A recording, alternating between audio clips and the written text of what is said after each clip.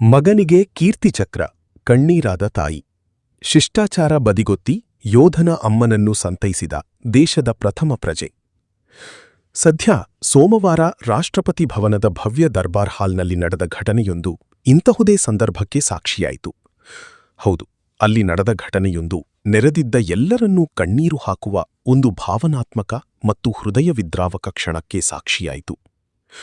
ನವದೆಹಲಿ, June 9. ಕೆಲವು ಚಿತ್ರಗಳು ಪದಗಳಲ್ಲಿ ವರ್ಣಿಸಲು ಅಸಾಧ್ಯ. ಅವು ಒಬ್ಬ ವ್ಯಕ್ತಿಯನ್ನು ಭಾವುಕಗೊಳಿಸುವ ಕ್ಷಮತೆಯನ್ನು ಹೊಂದಿರುತ್ತದೆ. ಸದ್ಯ ಸೋಮವಾರ ರಾಷ್ಟ್ರಪತಿ ಭವನದ ಭವ್ಯ ದರ್ಬಾರ್ ಹಾಲ್ನಲ್ಲಿ ನಡೆದ ಘಟನೆಯೊಂದು ಇಂತಹುದೇ ಸಂದರ್ಭಕ್ಕೆ ಸಾಕ್ಷಿಯಾಯಿತು. ಹೌದು, ಅಲ್ಲಿ ನಡೆದ ಘಟನೆಯೊಂದು ನೆರೆದಿದ್ದ ಎಲ್ಲರನ್ನೂ ಕಣ್ಣೀರು ಹಾಕುವ ಒಂದು ಭಾವನಾತ್ಮಕ ಮತ್ತು ಹೃದಯ ವಿದ್ರಾವಕ ಕ್ಷಣಕ್ಕೆ ಸಾಕ್ಷಿಯಾಯಿತು. ಜಮ್ಮು ಮತ್ತು ಕಾಶ್ಮೀರದ ಕುಲ್ಲಾಂನಲ್ಲಿ ಭಯೋತ್ಪಾದಕರ ವಿರುದ್ಧ ಹೋರಾಡಿ ಪ್ರಾಣತ್ಯಾಗ ಮಾಡಿದ ಹುತಾತ್ಮ ಯೋಧ ಜಂಜಲ್ ಪ್ರವೀಣ್ ಪ್ರಭಾಕರ್ ಅವರ ತಾಯಿ ತಮ್ಮ ಮಗನ ಕೀರ್ತಿ ಚಕ್ರವನ್ನು ಮರಣೋತ್ತರ ಸ್ವೀಕರಿಸಲು ವೇದಿಕೆಯನ್ನು ತಲುಪಿದಾಗ ಅವರ ಮಾತೃ ಹೃದಯವು ರಾಷ್ಟ್ರದ ಅತ್ಯುನ್ನತ ಗೌರವದ ಹೆಮ್ಮೆ ಮತ್ತು ಮಗನನ್ನು ಕಳೆದುಕೊಂಡ ಅಪಾರ ನೋವಿನ ನಡುವೆ ಒದ್ದಾಡಿತು.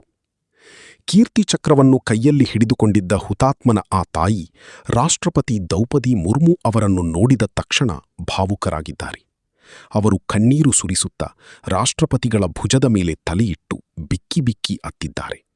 ಆದರೆ ಈ ವೇಳೆ ಶಿಷ್ಟಾಚಾರವನ್ನು ಬದಿಗೊತ್ತಿದ ರಾಷ್ಟ್ರದ ಪ್ರಥಮ ಪ್ರಜೆ ರಾಷ್ಟ್ರಪತಿ ಮುರ್ಮು ತನ್ನ ಮಗನನ್ನು ಕಳೆದುಕೊಂಡ ಆ ತಾಯಿಯನ್ನು ಅಪ್ಪಿಕೊಂಡು ಸಂತೈಸಿದ್ದಾರೆ. ಬಳಿಕ ಅವರ ಕಣ್ಣೀರು ಒರೆಸಿ ಸಾಂತ್ವನ ಹೇಳಿದರು. ಇದು ಕೇವಲ ರಕ್ಷಣಾ ಪುರಸ್ಕಾರ ಸಮಾರಂಭದ ಭಾಗವಾಗಿರಲಿಲ್ಲ. ಬದಲಾಗಿ ಭಾರತ ಮಾತೆಯನ್ನು ರಕ್ಷಿಸಲು ತನ್ನ ಸರ್ವಸ್ವವನ್ನು ತ್ಯಾಗ ಮಾಡಿದ ತಾಯಿಗೆ ಇಡೀ ರಾಷ್ಟ್ರದ ಪರವಾಗಿ ಸಲ್ಲಿಸಿದ ಕೃತಜ್ಞತೆ ಮತ್ತು ಸಹಾನುಭೂತಿಯ ಕ್ಷಣವಾಗಿತ್ತು. ಹುತಾತ್ಮರಾಗಿದ್ದು ಹೇಗೆ? ಯಾವಾಗ ನಡೆದಿತ್ತು ಈ ಕಾರ್ಯಾಚರಣೆ? ಗುಪ್ತಚರ ಮಾಹಿತಿ ಮತ್ತು ಮುತ್ತಿಗೆ. ಜುಲೈ 6, 2024ರಂದು ಕುಲ್ಲಾಂನ ಫ್ರಿಜಲ್ ಚಿನ್ನಿಗಂ ಪ್ರದೇಶದಲ್ಲಿ ಭಾರೀ ಶಸ್ತ್ರಸಜ್ಜಿತ ಮತ್ತು ಅಪಾಯಕಾರಿ ವಿದೇಶಿ ಭಯೋತ್ಪಾದಕರ ಉಪಸ್ಥಿತಿಯ ಬಗ್ಗೆ ಭದ್ರತಾ ಪಡೆಗಳಿಗೆ ನಿರ್ದಿಷ್ಟ ಗುಪ್ತಚರ ಮಾಹಿತಿ ಸಿಕ್ಕಿತು. ಇದರ ನಂತರ ಸೇನೆಯ ರಾಷ್ಟ್ರೀಯ ರೈಫಲ್ಸ್, ಮಹಾರ್ ರೆಜಿಮೆಂಟ್ ಮತ್ತು ಜಮ್ಮು ಮತ್ತು ಕಾಶ್ಮೀರ ಪೊಲೀಸರು ಇಡೀ ಪ್ರದೇಶವನ್ನು ಸುತ್ತುವರೆದು ಶೋಧ ಕಾರ್ಯಾಚರಣೆಯನ್ನು ಪ್ರಾರಂಭಿಸಿದರು. ಮುಖಾಮುಖಿ ಎಂಟರ್. ತಮ್ಮನ್ನು ಸುತ್ತುವರೆದಿರುವ ಭಯೋತ್ಪಾದಕರು ಮನೆಯೊಂದರಲ್ಲಿ ಅಡಗಿಕೊಂಡಿರುವುದನ್ನು ಕಂಡು ಭದ್ರತಾ ಪಡೆಗಳ ಮೇಲೆ ಮನಬಂದಂತೆ ಗುಂಡು ಹಾರಿಸಿದರು. ಜನನಿಬಿಡ ಪ್ರದೇಶ ಮತ್ತು ಕಠಿಣ ಭೂಪ್ರದೇಶದ ಲಾಭವನ್ನು ಪಡೆದುಕೊಂಡು ಭಯೋತ್ಪಾದಕರು ಭಾರೀ ಗುಂಡು ಹಾರಿಸುತ್ತಿದ್ದರು. ಅದಮ್ಯ ಧೈರ್ಯ ಮತ್ತು ಭಯೋತ್ಪಾದಕರ ನಿರ್ಮೂಲನೆ. ಮುಂಚೂಣಿಯಲ್ಲಿ ನಿಯೋಜಿಸಲಾದ ಸಿಪಾಯಿ ಜಂಜಲ್ ಪ್ರವೀಣ್ ಪ್ರಭಾಕರ್ ತಮ್ಮ ಪ್ರಾಣವನ್ನು ಲೆಕ್ಕಿಸದೆ ಭಾರೀ ಭಯೋತ್ಪಾದಕ ಗುಂಡಿನ ದಾಳಿಯನ್ನು ಧೈರ್ಯದಿಂದ ಎದುರಿಸಿದರು.